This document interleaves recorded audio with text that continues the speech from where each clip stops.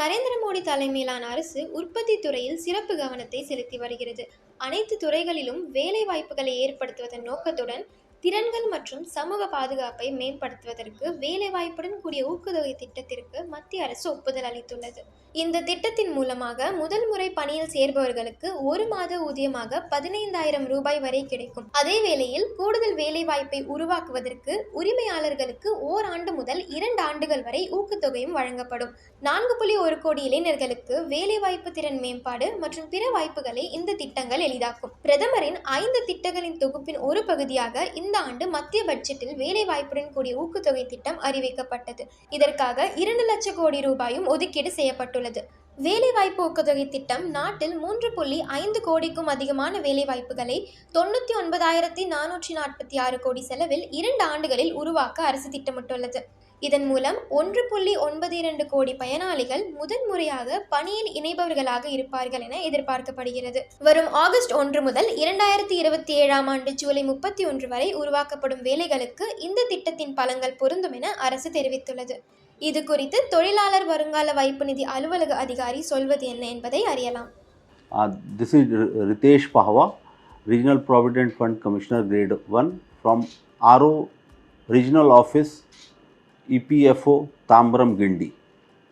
As you are aware that the Government of India in the Union Budget 2024 has announced the scheme of employment linked incentive as a part of the Prime Minister's package of employment and skilling. The scheme is aimed at incentivizing employment as well as also incentivizing employers in terms of providing financial assistance to the employer. The scheme is proposed to be implemented through the Employees Provident Fund Organization with a tentative launch date of 1st of August 2025. For this purpose, Government of India has earmarked approximately 1 lakh crore for the implementation of this scheme and with an aim to create 3.5 crores of jobs.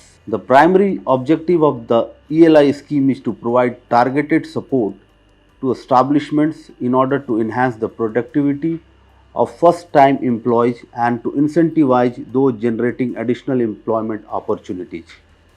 The scheme is also aligned with the goals of the National Manufacturing Mission, aiming to promote the entry of new industries and the scaling of existing ones in labor-intensive manufacturing sectors. Further, this ELI, that is Employment Linked Incentive Scheme, has 2 components, 2 parts. In a way, Part A and Part 2. Part A basically pertains to employees that aims to incentivize employees, particularly, especially in manufacturing sector as well as in other service sectors also. And Part B, that is designed especially for employers and aims to incentivize employers for generation of additional employment exceeding a threshold limit. So this is how a general introduction of ELI scheme, that is Employment Linked Incentive Scheme, is in a nutshell is all about. This is the introductory part of the. This is how this scheme will be implemented, and this is how this scheme will be benefiting to the employees and employers. In nutshell, this is what I have enumerated this scheme is all about. Thank you very much. And further, in Tamil version also, my colleagues are here that will be giving you further details and update about this scheme. Thank you. வணக்கம், என் பேர் வெங்கடேஸ்வரன். நான் regional office தாம்பரத்தில் accounts ஆஃபீஸராக பணிபுரிகிறேன். எங்கள் commissioner அதுக்கு ஒரு விரிவாக்கம் கொடுத்த மாதிரி நான் தமிழில் உங்களுக்கு இந்த ஸ்கீம் பற்றி கொஞ்சம் விளக்க விரும்புகிறேன். இந்த ஸ்கீம் வேலைவாய்ப்பை ஊக்குவிக்கிறதுக்காக கவர்மெண்ட் மூலமாக இன்ட்ரடியூஸ் பண்ண ஸ்கீமு. இது 1 ஜூலை அன்றைக்கி ப்ரெஸ் இன்ஃபர்மேஷன் பியூரோவில் இதை போஸ்ட் பண்ணியிருக்காங்க. இந்த ஸ்கீம் 18 ஆகஸ்ட் 2025லேருந்து 31 ஜூலை 2027 வரைக்கும் இந்த ஸ்கீம் இருக்குது. இந்த ஸ்கீமோட முக்கிய நோக்கம் என்னென்னா, வேலைவாய்ப்பை ஊக்குவிக்கிறதுக்காக இந்த ஸ்கீமை கொண்டு வந்திருக்காங்க. இந்த ஸ்கீம்னால் பயன் அடைஞ்ச ஊழியர்கள் நிறையா இருப்பாங்கங்கிறது நாங்கள் நம்புகிறோம். ஏன்னா இந்த ஸ்கீம் வந்து கீழ் மட்டத்து ஊழியருக்காக ஊக்குவிக்கிறதுக்காக கொடுத்த ஸ்கீம் இது. இதில் முக்கியமாக சொல்ல போகிறோம்னா கவர்மெண்ட் வந்து 15,000 வரைக்கும் அவங்களோட ஊதியத்தை 2 பாகமாக பிரித்து அவங்களுக்கு கொடுக்கறதுக்காக உத்தேசித்திருக்காங்க. முதல் பாகம் வந்து 6 மாதம் வேலையில் இருந்து அவங்க கண்டினியூ நிரந்தரமாக இருந்ததுக்கப்புறம் கொடுப்பாங்க. இன்னொரு மீதி இதை வந்து 12 மாதம் முடிஞ்சதுக்கப்புறம் அதை கொடுப்பாங்க. இதோட ஸ்கீம் என்னென்னா, அவங்க ஃபஸ்ட் டைம் அதாவது முதல் தடவையாக வேலையில் சேர்ந்துருக்கதா இருக்கணும். இதை வந்து இபிஎஃப் மூலமாக இன்ட்ரடியூஸ் பண்ணுறதாக உத்தேசித்திருக்காங்க. இந்த ஸ்கீம் இன்ட்ரடியூஸ் பண்ணும்போது அவங்க 1 லட்ச ரூபா வரைக்கும் சேலரி இருக்கவங்களுக்கு இதை வச்சு பயன்படுத்தலாம். இந்த ஸ்கீம் ஒரு வருஷம் முடியும் போது அந்த 15,000 ரூபா ஊதியத்தை அவங்க பெறணுன்னா ஒரு ப்ரோக்ராம் இருக்குது. அந்த ப்ரோக்ராமும் அதை அவங்க பாஸ் பண்ணணும். அதை வந்து ஃபைனான்ஷியல் லிட்ரேசி ப்ரோக்ராம், அதாவது இந்த வருவாய் பற்றி சம்மந்தமான ஒரு ப்ரோக்ராமை அவங்க பாஸ் பண்ணால் தான் இந்த இன்சென்டிவ் அவங்களுக்கு கிடைக்கும். மேலும் வந்து இந்த எம்ப்ளாயர்ஸ் இந்த எஸ்டாப்ளிஷ்மெண்ட்ஸ், அதாவது நிறுவனங்கள் இவங்களை வந்து 50லேருந்து கீழே இருக்கிறவங்க, 50லேருந்து மேலே இருக்கிறவங்கன்ற மாதிரி 2ஆக பிரிச்சுருக்காங்க. 50 பேருக்கு கீழே இருக்கிறவங்க அட்லீஸ்ட் 2 பேராவது புதுசாக சேர்க்கணும். 50 பேருக்கு மேலே இருக்கிறவங்க 5 பேராவது புதுசாக சேர்க்கணும். அவங்க நிரந்தரமாக 6 மாதம் தொடர்ந்து வேலை செய்யணும். 6 மாதம் தொடர்ந்து வேலை செஞ்சால் அவங்களுக்கு அந்த 1 மாதம் ஊதியம் அவங்களுக்கு ஊழியருக்கு கிடைக்கும். எம்ப்ளாயருக்கு வந்து அவங்களோட ஊதியத்தை பொறுத்து எவ்வளோ ஊதியம் அவங்க அந்த ஊழியருக்கு கொடுக்குறாங்களோ அதை பொறுத்து அவங்களுக்கு மானியம் கிடைக்கும். அந்த மானியம் 1000 ரூபா, 2000 ரூபா, 3000 ரூபான்ற மாதிரி பிரிச்சுருக்காங்க. 10,000 ரூபாவில் இருக்கிறவங்களுக்கு 10,000 ரூபா ஊதியம் கொடுத்தாங்கன்னா அதுக்கு 1000 ரூபா மானியம் வந்து கவர்மெண்ட் வந்து அந்த எஸ்டாப்ளிஷ்மெண்ட் எம்ப்ளாயருக்கு கொடுக்கும். 10,000லேருந்து 20,000 ரூபா கொடுத்தவங்களுக்கு 2,000 ரூபா மானியம் கொடுக்கும். 2,000 ரூபாய்க்கு மேலே இருக்கவங்களுக்கு 3,000 ரூபா மானியம் கொடுக்கும். இந்த மானியம் வந்து 2 வருஷத்துக்கு அது கொடுக்கும். அதாவது உற்பத்திக்கு பயன்படுத்த நிறுவனங்கள், இந்த மாதிரி மேனுஃபேக்சரிங் செக்டர், அவங்களுக்கெல்லாம் இன்னும் 2 வருஷம் கூடுதலாக கொடுக்கறதுக்காக உத்தேசித்திருக்காங்க. ஸோ அதனால் எங்களுக்கு தெரிஞ்சவரை இது ரொம்ப நல்ல திட்டம். நம்ம கவர்மெண்ட் இதை கொண்டு வந்திருக்காங்க. இதை பற்றி எல்லார் மூலமாக போய் சேரணுங்கிறதுக்காக இந்த ஒரு உரையாடலை உங்கள் முன்னாடி வைக்கிறோம். இதை வந்து நிறைய பேருக்கு போய் சேர்கிற மாதிரி நாங்கள் கேட்டுக்கொள்கிறோம்.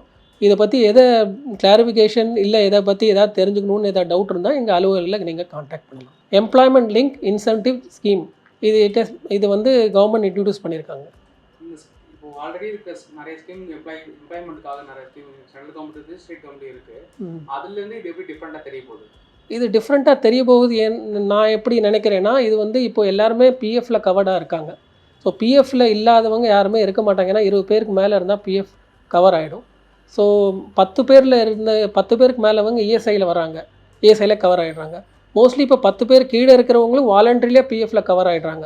ஸோ இந்த ஸ்கீம் வந்து அவங்களுக்கு நிறையா போய் சேரும்ன்ற மாதிரி நாங்கள் நம்புகிறோம். அது இல்லாமல் பிஎஃப்பில் வந்து இப்போது பிஎஃப் பிடிக்கிறதுனால இந்த ஸ்கீம் வந்து நம்மளால் எல்லா எம்ப்ளாயீஸ்க்கும் தெரிஞ்சு அவங்களும் இதை உபயோகப்படுத்துவாங்கங்கிறது நான் நம்புகிறேன். பிஎஃப் இதெல்லாம் வந்து கவர்மெண்ட்டோட ஸ்டாச்சுட்டரி இதில் பிடிக்க வேண்டியது. இது வந்து அந்த புதுசாக வந்த எம்ப்ளாயீஸ்க்கு இது அடிஷ்னல் பெனிஃபிட். இது வந்து அடிஷ்னல் பெனிஃபிட்டு எம்ப்ளாய்க்கும் சரி, எஸ்டாப்ளிஷ்மெண்ட்டோட கம்பெனியோட ஓனருக்கும் எம்ப்ளாயருக்கும் இது அடிஷ்னல் பெனிஃபிட். அவருக்கும் இது அடிஷ்னல் பெனிஃபிட். அதாவது இவங்க என்ன சொல்ல வராங்கன்னா, இப்போ புதுசாக ஒருத்தர் ஜாயின் பண்ணாங்கன்னா, புதுசாக ஒரு கம்பெனியில் ஜாயின் பண்ணுறாங்கன்னு சொன்னால் அவங்க வந்து அவங்களோட ஊதியத்துலேருந்து 12% பிடிக்கிறாங்க, 12% எம்ப்ளாயர் போடுறாங்க. ஸோ இப்போ இந்த மானியம் கொடுக்கறதுனால என்ன ஆகுதுன்னா, அவங்களுக்கு ஊதியம் 1 மாதம் வேஜஸும் அவங்க கையில் கிடக்கிறது. எம்ப்ளாயருக்கும் அந்த எம்ப்ளாயர் ஷேர் கான்ட்ரிபியூஷனுக்கு ஒரு மானியம் மாதிரி, ஒரு இன்சென்டிவ் மாதிரி கிடச்சி போகிறதுனால இப்போ எம்ப்ளாயரும் சரி எம்ப்ளாயும் சரி அவங்களுக்கு வந்து இந்த பண நெருக்கடியால் யாரும் சேர்க்க மாட்டாங்கன்ற ஒரு நெருக்கடி இருக்காது. ஸோ அதுவும் அவங்களும் நிறைய பேர் இதில் சேருவாங்கன்னு நான் நம்புகிறோம்.